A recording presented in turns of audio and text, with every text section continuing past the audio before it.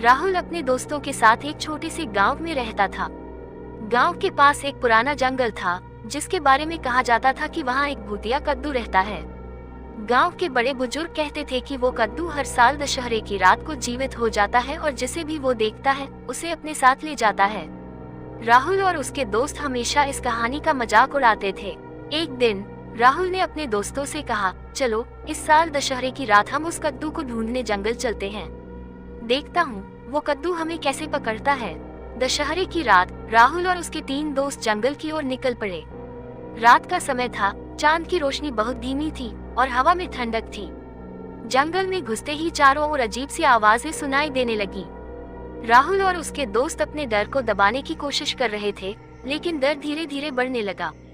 जंगल के अंदर चलते चलते अचानक उन्होंने देखा कि एक पेड़ के नीचे एक विशाल कद्दू रखा हुआ था। वो कद्दू बहुत ही अजीब था। उसकी आंखें और मुंह खुदे हुए थे और ऐसा लग रहा था जैसे वो देख रहा हो। राहुल ने हंसते हुए कहा, ये रहा हमारा भूतिया कद्दू। देखो, ये तो बस एक साधारण कद्दू है। जैसे ही राहुल ने उस कद्दू को छुआ, कद्दू अचानक हिलने लगा। उसके अंदर से एक गहरी आवाज आई, तुमने मुझे जगा दिया है, अब तुम यहाँ से कभी नहीं जा सकोगे। राहुल और उसके दोस्त बुरी तरह डर गए और भागने लगे, लेकिन जंगल की पगडंडी अचानक गायब हो गई। चारों ओर अंधेरा छा गया और वो अजीब कद्दू हवा में उठने लगा। राहुल ने देखा कि उसके दोस्त एक एक करके गायब हो रहे हैं। वो चिल्लाया, मुझे माफ कर दो, मुझे जाने दो, लेकिन उस भूतिया कद्दू ने उसे अपनी तरफ खींच लिया।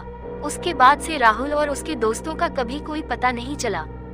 गांव में अब भी दशहरे की रात को वो भूतिया कद्दू जंगल में दिखाई देता है और जो भी उसे देखता है वो हमेशा के लिए गायब हो जाता है।